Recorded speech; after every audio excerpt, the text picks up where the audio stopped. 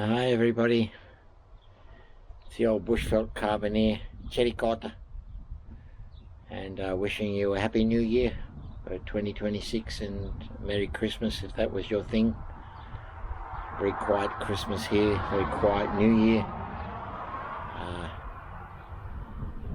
It's been quite a stressful last few days. We've had a heat wave. Yesterday was the pinnacle. Conditions described as catastrophic by the Victorian Weather Bureau. So it was 44 degrees yesterday. That's 111 in Fahrenheit,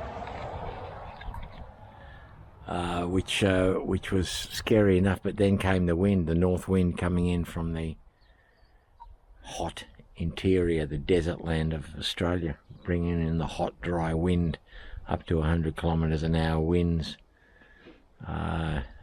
Well, it's dangerous if people are stupid enough to do things like the day before. We had 3 days of 40-degree heat or more. One guy was using a angle grinder over near Kyneton. But if that's not dangerous enough, then they call it the dry lightning. We had lightning and thunderstorms come through, and those lightning strikes can create fires. But anyway, over there in Harcourt, we've been through Harcourt. If you remember the episode when I went to a car wreckers over there to get a new headlamp for my car when a kangaroo bounced off me. I think that car wreckers has gone. Harcourt is on the way to Bendigo. But anyway, we survived. Some people lost their homes. There's been a couple of lives. They're looking for people, but we haven't had any confirmed fatalities. So Victoria is lucky in that regard, but there's fires still raging out of control. So anyway, I thought I'd tell you guys what's going on with this channel. I've been putting up the road trip videos every fortnight. I put up another part of my road trip I took in October. That was a great adventure, getting to know the swag, getting comfortable in it, camping grounds, cooking on my little cooker.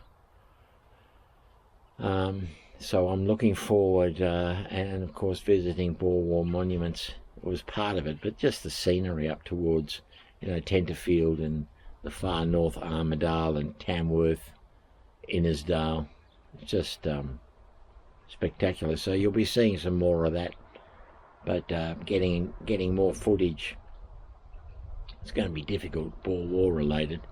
So next week I'm going down to Melbourne, and this is sort of a personal one, but if you guys want to come, you can, if you're, my catchphrase, vaguely interested. But it'll be 50 years next Thursday. Today is Saturday. 50 years since I came back from South Africa, since my sister and her husband and their little girl, Megan, picked me up from the airport in a little orange Honda Civic, I think it is. So I'd like to go back to the house where they were living in East Malvern, Nyora Street, and just wander around and reminisce a bit about that day 50 years ago, what was going on in Australia at the time, what had been going on in Australia in the year before getting back. And I guess for me it's just sort of a trip down memory lane, but you guys might be interested. If you've got nothing else to do, you'll be able to sit down for half an hour, have a beverage, and watch me wandering around with sharing memories. I was 16 years old. But more exciting than that, I think, is we're going to get to interview an actual rock star on this channel, a guitarist of some acclaim, and a guy that I went to school with in that year, 1976. So 50 years ago I met him. His name's Simon. He was the lead guitarist in the We Will Rock You stage production. He was hand-picked by Brian May and Roger Taylor from Queen, but he's played with all sorts of people. He played with Dave Evans from AC/DC, the original singer, but we'll find out from him. I haven't seen him for 20 years. I see him but infrequently. But I reached out to him and told him that it'd be good to interview him and find out some of the people he's met. He's over in Japan at the moment. He's gone to see Michael Schenker from UFO playing in Japan. So he says when he gets back, just message him and I can go over and interview him. And you know, I was there from the start when he first started gigging, and I remember going with him to Melbourne High. We'll talk to him about that. One of his first gigs, he was so nervous, couldn't stop shaking. I think I helped carry the amp out of the car, carried the guitar cases into Melbourne High to their hall. And the band he was with, they did a live version of Pretty Vacant by the Sex Pistols. We're talking about 1978. And I remember going nuts. So there weren't many kids at that gig. There was probably only about 20 or 30 kids in the hall at Melbourne High. And I was bouncing around with energy because the band played a Sex Pistols number. So yeah, that's kind of what I got on the agenda coming up. I'll keep putting up as I said, the road trip memories for you to have a look at. And I brought a map of South Australia. So maybe, I reckon in about March, when it starts to cool down a little bit, I might be able to nip off for another week, head over to South Australia and do some monuments, take my swag. I bought myself a little radio, a little AM/FM radio to listen to when I'm in the campground, because I found that difficult when it got dark. I didn't know what to do. Anyhow, that's where we're at here on the Cherikota Bushveld episode channel. And once again, I repeat, I hope you're all well, and I wish you all the very best for 2026. Thank you for sticking around.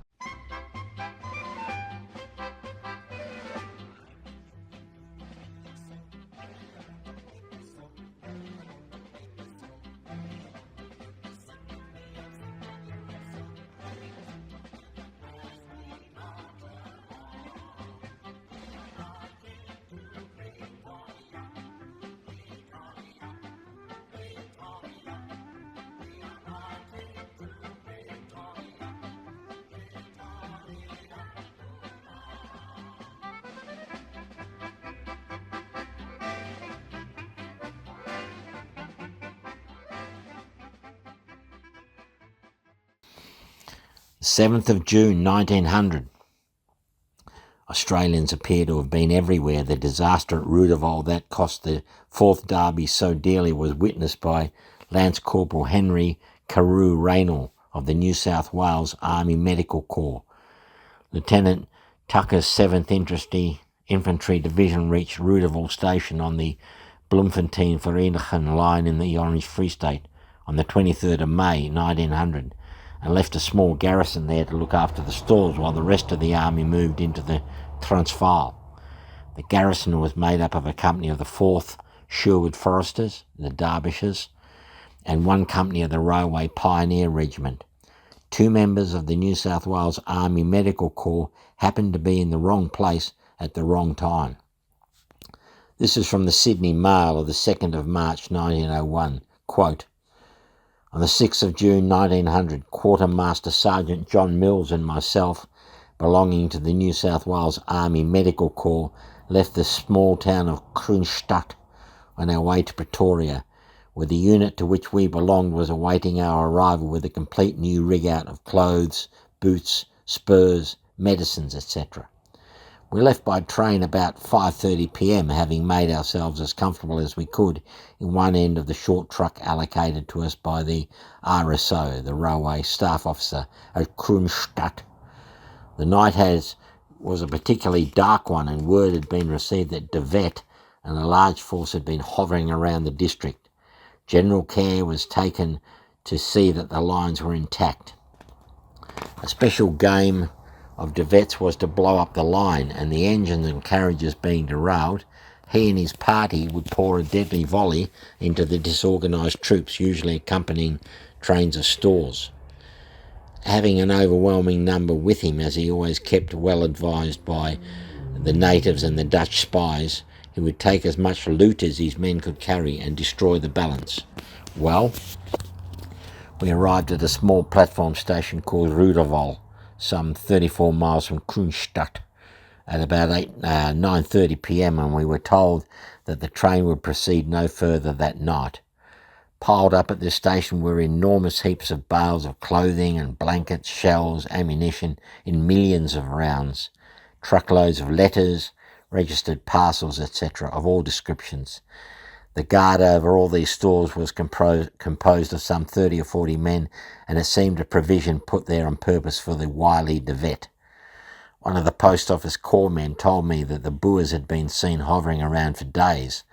Asked what was to be done if they came, he replied, "Oh, word has been sent to Kronstadt and Bloemfontein for reinforcements, and they've promised to send some along if we are attacked."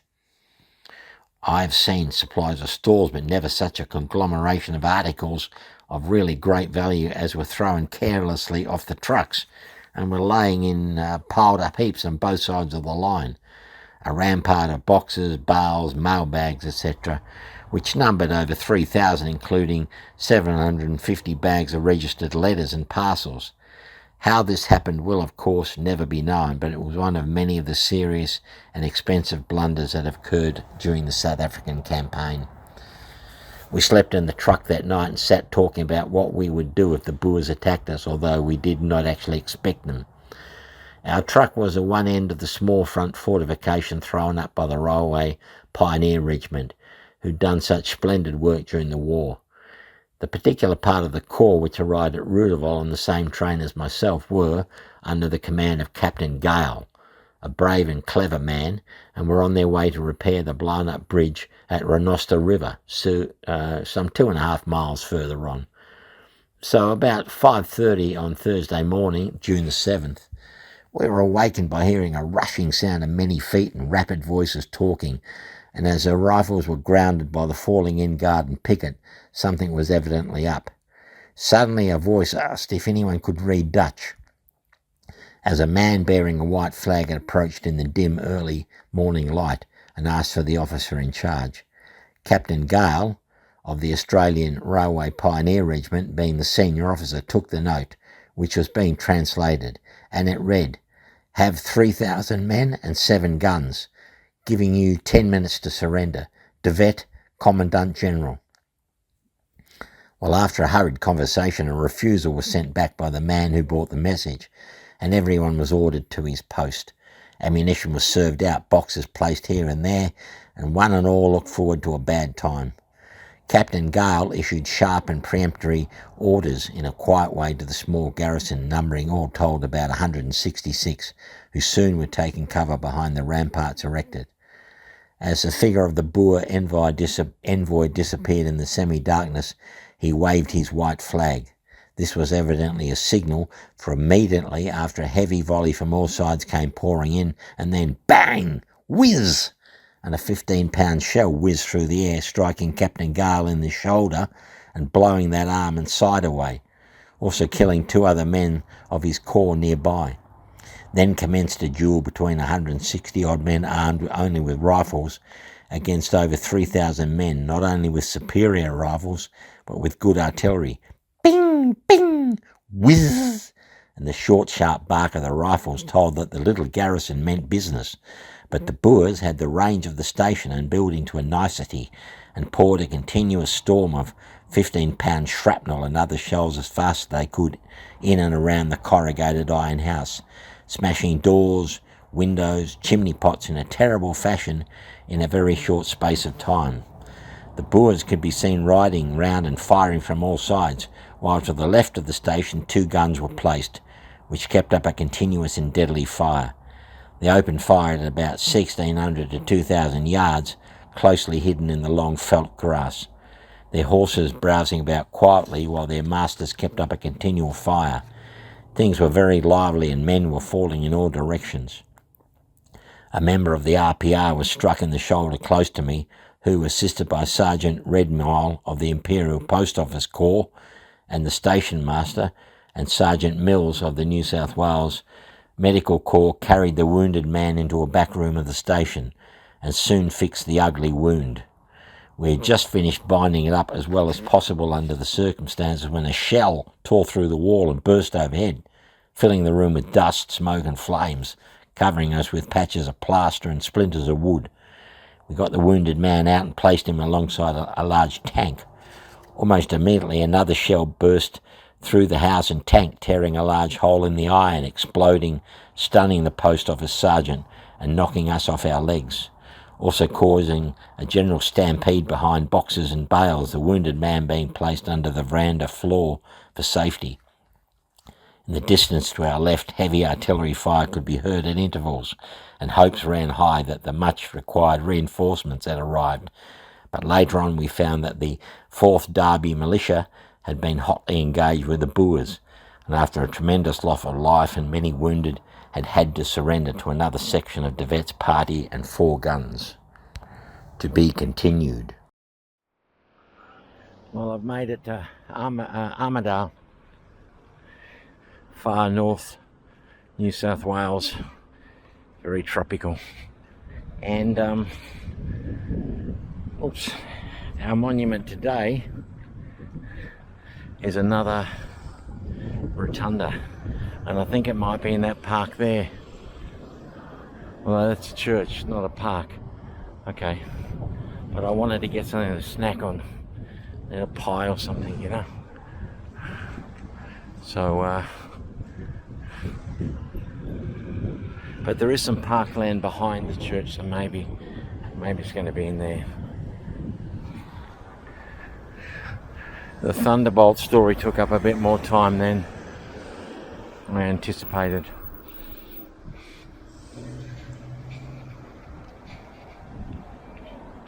But all good, because I consider myself real lucky to have stumbled across Uralla. Alright, see if I can get a snack, and I've got a bottle of soda water in the car, and then we'll get on to the monument. So we're in Central Park, Armidale. You'll see the glorious colours of what grows up here. Here's pink, I don't know what it is. Slight perfume. They're gorgeous. But yeah, we're looking at a rotunda again. There's a bench over there. I'm going to have my lunch. But this is glorious. This is the Boer War rotunda, erected in honour of the Armidale men who served in the South African War, unveiled in 1902 by Mrs. White.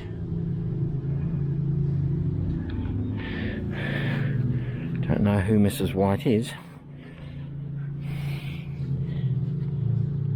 The troops, the Commonwealth contingents, Watson. I'll walk all the way around. I didn't walk all the way around the Mudgee one, so I might have missed some stuff. Hope not. But here we go.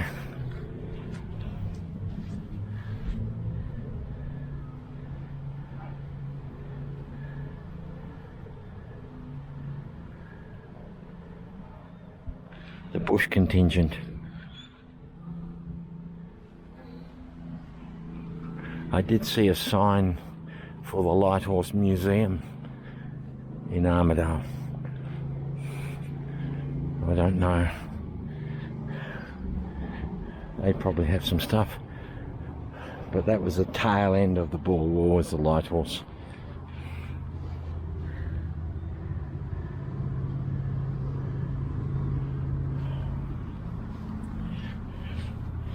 Beautifully carved.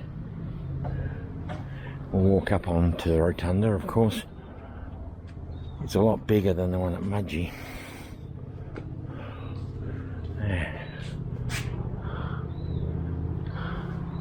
I wonder if they ever play. I wonder if bands still play here. Okay.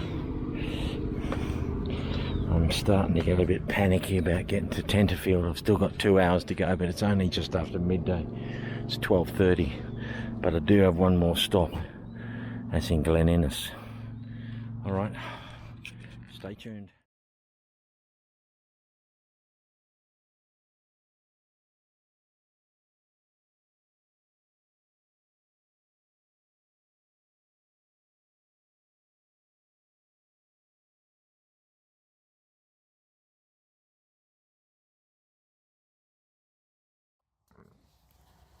By this time it was broad daylight, and the terrific rays of the African sun beat down on the little breakfastless, thirsty garrison, also giving a fanciful, fiery touch to the scene of their destruction now proceeding.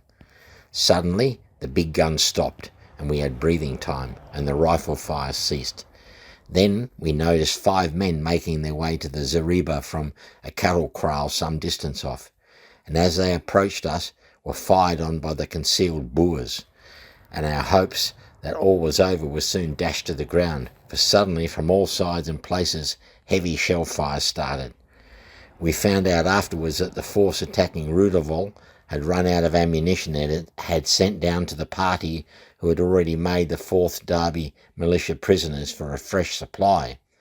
They were then reinforced by 4 more 15 and 12-pounder guns, and the total force under General de Wet, numbering around 4,000 men and 10 guns, were attacking a handful of men, many unarmed with no artillery. The station and the telegraph office was now an absolute wreck. The roof of the house where the station master lived was gone, doors, windows smashed to smithereens, while the iron walls, looking glasses, pictures, tables, etc. in the sitting room were in a state of chaos. The station master's wife and 4 children had long since fled to a safer position down to the right of the line, where numerous boxes and bales were piled up. About 2:15 a rapid council of war was held, and it was decided, rather than all of the now blood-stained, worn-out little garrison being blown to pieces, the white flag should be hoisted. This was done, and soon from all sides hundreds of mounted men came galloping up on their sturdy little felt ponies and came pouring into the little fort. The place was indeed a very sorry one. Away over in what had once been the railway waiting room, a long heap covered with a tarpaulin was what had once been men of all corps, for many details had been waiting to go forward to Pretoria. In a short time hundreds of Boers, each with 2 rifles slung over their shoulders, taken from the Derby militia, were all over the place, talking and chattering in their deep guttural voices. One of the last to come up was a tallish, good-sized man with a beard and hair turning grey, dark, heavy eyes, and a slight stoop, as he rode on a magnificent English cavalry horse. He was dressed in dark grey tweed suit, big overcoat, 2 bandoliers full of cartridges, and also a belt holding a revolver and 2 pouches. He wore a heavy gold chain to which was attached a large gold medal with Paul Kruger's head on it. We found out later that it was one of the 10 gold medals issued to commemorate Majuba Hill. This tall, rugged man was the redoubtable General Christian de Wet, a man of many fights and a constant annoyance to the military forces then and now in South Africa. There being only 2 members of any ambulance corps present in this disastrous and expensive engagement, later on I heard that £500,000 would not cover the total loss, exclusive of the lives lost. The work we had to do was very heavy and arduous, and had it not been for the magnificent hospital conveniences belonging to the Imperial Yeomanry Hospital under Major Stoneham and Hale, which had been delayed by the Boers at 7:30 a.m. on its way to Pretoria, the subsequent loss of life would have been much larger. On General de Wet being asked about the things belonging to the New South Wales Ambulance Corps, their perfect safety was guaranteed, and a number of young Boers were sent over to unload the truck, as de Wet had issued orders that everything was to be destroyed, that is, what was not required or could not be carried away. We asked the question, "Have you any wounded, General? And if so, can we give any assistance?" He replied, "Presently. Have you many, and where are they?" And being told how many dead and wounded we had, the General asked to be shown them, and walking over pulled off the tarpaulin. "Who is this officer?" he asked. On being told it was Captain Gale, and who the other blood-stained soldiers were, he remained silent for a moment, and then he said, "Poor fellows," in good English, "very sad, bury them at once," and he walked away. On being asked by one of the officers if a small Union Jack could be used at the funeral, he gave permission and stood by the grave with Generals Piet Botha and Tuneman, Captains Alex Elof, Muller, and several other Boers of some importance. The scene was a sad one, the sun sinking down in a greyish-pink sky, the khaki-clad Tommies of the Derby militia, and close by in a very long line stood the white red-crossed wagons of the Imperial Yeomanry Hospital, their men being very busy in collecting the wounded. Shortly after the burial of the men, orders were issued by General de Wet that everything was to be destroyed. De Wet, on being asked by an officer not to destroy the mailbags, replied, "I am sorry, but if I do not, my young burghers will read them and make fun of brave men." A sorry excuse for an act that had caused more hard and bitter feelings against de Wet than anything else he had done. Orders were given to let the prisoners, numbering around 1,200, the whole regiment of the Derby militia captured earlier in the day being present, take what they liked, and in a few moments a scene of utter destruction took place that only one who saw it can believe. Hundreds of bags of letters, parcels, bales, boxes, and baggage belonging to the Railway Pioneer Regiment were ripped open, and their contents strewn everywhere, while hundreds of Boers, young and old, were soon ripping covers off parcels, looking with eager eyes and very often disappointed eyes, as one would find nothing in a bulky parcel except socks or writing paper. But now and again a shout of gratification would arrive above the peculiar hum of many voices, as a silver or gold watch, bracelet, pair of field glasses, drinking flask, or even money would be unrolled from some packet found in the 750 registered letter bags. I saw one Boer tear open a registered letter to an officer of the Royal Artillery and find 4 £5 notes in it. Another opened a box addressed to the brave and lamented Earl of Airlie, who was killed 3 days later.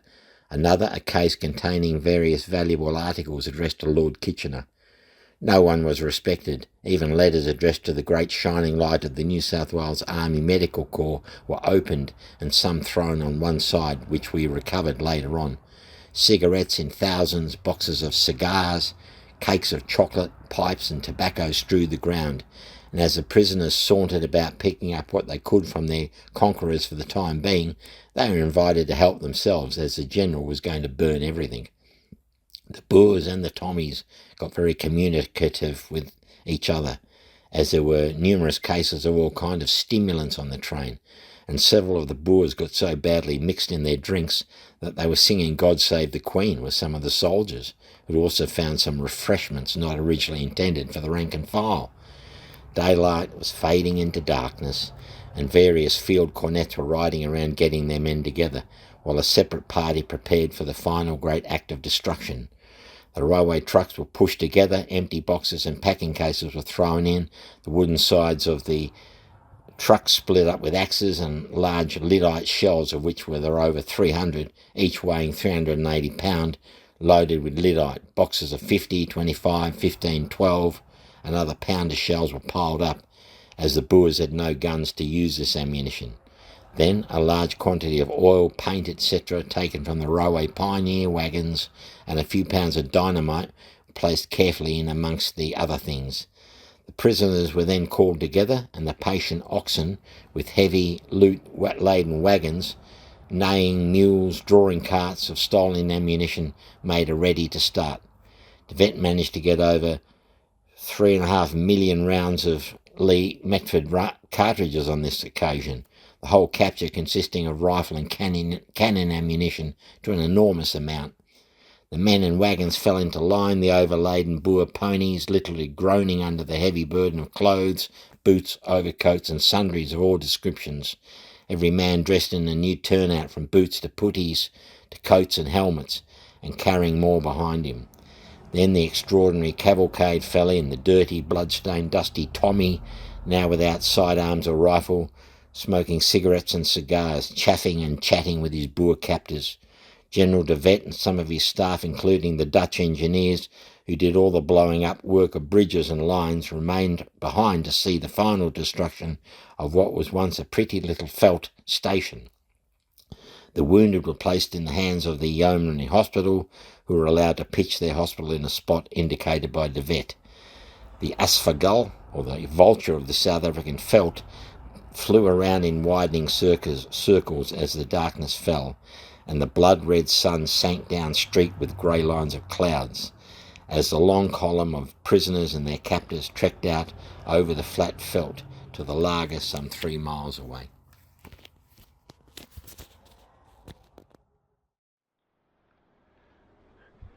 I've reached Glen Innis, about 85 kilometres from my final destination, Tenterfield. This is Barnaby Joyce country, if you know who that is. Monument, pretty easy to find, right in the heart of town, in this big roundabout. So that's the way I like them. I don't like driving around towns looking for them. And since the monument website has been down, it's been a little trickier, but there is a Monument New South Wales website which has them. And it's across the roundabout. Try not to get hit. It's a beautiful lantern. Coming in from various sides. There goes my hat. It says, erected by the residents of Glen Innis as a tribute to their fellow citizens who voluntarily served in the South African War.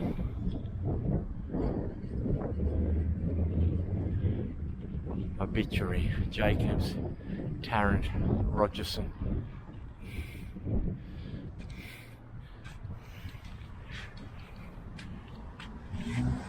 Beautifully carved, isn't it? Beautiful font. What's that? 5 Grubbles. Must have been family that all went off. You can see the magnificent lantern. Once again, I doubt it illuminates. But beautiful, isn't it?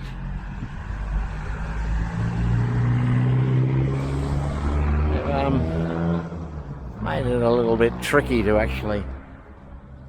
Was it my imagination? Yeah, like it's not straight.